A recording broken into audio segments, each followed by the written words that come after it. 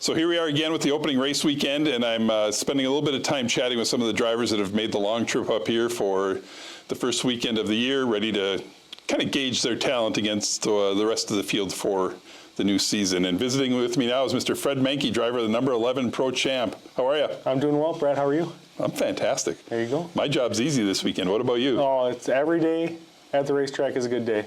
Even a bad day is a good day. Yeah, that's great. That's phenomenal. Absolutely. So you had a little bit of an abbreviated season last year. You had a few personal things going on, and so you didn't probably race maybe quite as much as you wanted to. Yeah, we wanted to go up to Eganville and Valcourt, and with the warm weather, it was, everything around by us in the States got canceled. But yeah, having a daughter kind of puts a dampener on things, and when we're racing around the time she getting ready to be born, there was always that matter of am I going to be in the pit lane, and one of my crew guys gets a phone call that my wife's going into labor, and I got to bug out of there and make a 3 or 4 or 5 hour drive back. It was nerve-wracking, but we got through it, and she ended up coming on March 15th of this year. So fantastic. Yeah, the life is different. Oh, life's different. Having a kid, it changes you a lot, and it changes your mentality quite a bit. But it's been fantastic thus far. So she's 9 months old on Sunday, and she is a spitball and fearless. So I'm hoping we have another racer in the family, but that's awesome. We'll see what happens. Yeah. So does it change your competitiveness? For me, no, it hasn't. I've always been an extremely competitive person, up through like youth baseball and even when I started racing when I was 14.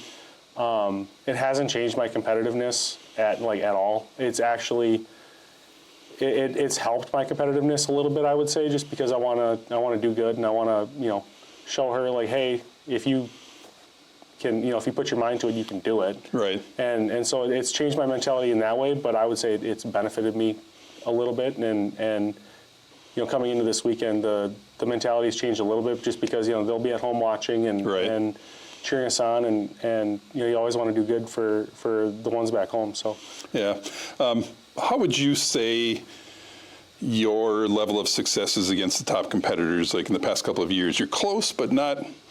When you're racing against guys like Blaine, Tom, Matt, Gunner, the guy Travis, the guys that have been doing it for 10, 12, 15 years. Well, I've only been in hindsight, I've only been racing 16 years, which seems like a lot, but Pro Champ, I've only been racing, this is my 6th year, I think. Mm-hmm. And, during COVID, we only had, 2 or 3 races. So, right. So if you take the total amount of laps, in my 6 years, I probably have the same amount of laps as, say, Gunner has had in his first 2 or 3 seasons, 15 years ago. So, right. I do make some stupid mistakes, which, we have to clean up, and I have to clean up, and that's always been the goals going into the weekend is not necessarily to win. That'd be a really awesome thing, put it on the podium, but getting better as a driver is always the goal every time you're on the track. And I think as a team, we've really found our stride in the last 2 years. We're starting to battle up front and battle, the guys that have been doing this significantly longer. Mm-hmm. And it's just a testament of my guys do a lot of the work, and I just have to focus on essentially running the same line and doing all the driver stuff to clean up my end of it. So I've heard it been said that you can't ride a champ sled, you have to drive a champ sled. You absolutely cannot ride one. You have to drive it. You have to tell it what it's going to do. You can't be along for the ride. And my first year, I was along for the ride, mm-hmm. and my second and third year, up until I wrecked really bad at Eagle River, I would say that I was starting to do that very, very well.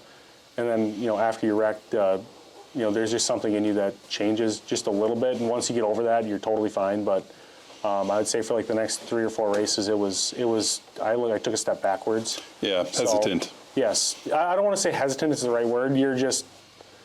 There's always something in the back of your mind. Like you say you're fine, but there's always something in the back of your mind that, this could be, I could do it again. I just don't want to screw up and make the same mistake again. Right. So, yeah. So when you leave here Sunday night, Monday morning, whenever you pull out, What's a successful weekend look like for your race team? A successful weekend for us, I think, is if we put both sleds back in the trailer in one piece.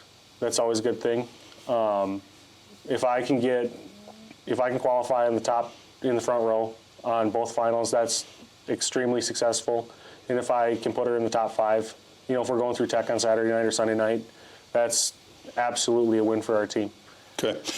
You said both sleds, so I'm only aware of your champ sled. Are you running something else? I have another champ that's hopefully going to be, it'll be on the ice today, and hopefully it's going to be the primary sled moving forward. We built it brand new last year, and we've been working on it. We've been testing it, and we'll see what happens today. That's exciting. So you've got 2 champ sleds with you. Yeah, we have 2 champs this year. Awesome. That's great news. They going to look the same? Because your sled's one of the coolest looking sleds out there. They look similar, but so the white one is our 07 or 08 wall, and then the 2023 Perry, I would say 2024 Perry is it's all purple, but it's got the same hoods, got the same decals, got the same everything. But there's a lot of purple going on in the Perry. It's really cool looking, but it's a lot sometimes. You're one of those purple people eaters. Oh, I'm not a Vikings fan. Well, you don't have to be a Vikings fan, but you can still be a purple people eater. So your helmet's pretty plain. Yep. Is that like I don't want to attract any attention to myself. I'm just doing. Some people are flames and colors and flashy and. So Climb has helped us out a lot, and it's one of those things where you paint over the decal or you take the decals off, and my whole suit's Climb, but it's just one of those things where they've helped us out a ton, and I'd feel bad. It's actually got some gold inlay if you get it in the right light of like eagles and whatnot, and it's a pretty cool helmet, but it's plain because I just haven't had the time to paint it. We're always working on snowmobiles, and with a little one at home now, it makes it a little more difficult to carve out the time to set stuff up. It's all priority. I mean, you need horsepower in the sled. The helmet doesn't make you faster. Absolutely. Well, Ironwood is, a month away? Yep. You might see maybe something, but I have to make some phone calls first. Have your daughter paint it. No. Maybe hand printed too on the There you go. There you go. It takes a lot of people to get you to the racetrack every weekend. Who do you want to thank? I got to thank Ride Marine, Manke, Yamaha. They've been the biggest supporter of me the last 6 years. It started off at the lake, just randomly talking about racing, and he's like, you want to go racing champ? And I'm like, yeah, sure, absolutely. And so he's been behind me the last 6-7 years. Rustic Golf Properties, Eric has been the guy at the shop with Raymond and Andrew working on the stuff when everyone else can't, and they're, I can't thank those guys enough. Bill at the Boathouse in Minocqua, Hazelhurst Pub, he's always an awesome character to have around and support you.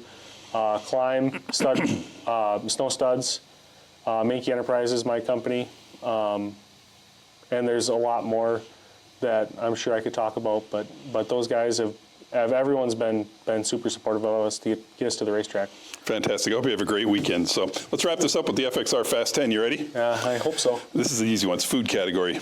Steak or chicken? Steak. Grapes or raisins? Grapes. Pizza Hut or Domino's? Domino's. Pancakes or waffles? Pancakes. Ranch or ketchup? Ranch. Burgers or brats? Burgers. Cauliflower or broccoli? Broccoli. Salsa or guacamole? Guacamole. French fries or onion rings? Onion rings. Oh, thought about that one. Reese's Peanut Butter Cup or Snickers? Reese's. Absolutely, all day long. So be fast, be safe. Love to see you on the podium. Love to see you in the picture, and hope it goes well for you. We'll do our best. Thanks, Brett. Yeah, you bet. Appreciate it. It's number 11, Fred Manke, driving the Pro Champ sled this weekend here in Beausejour.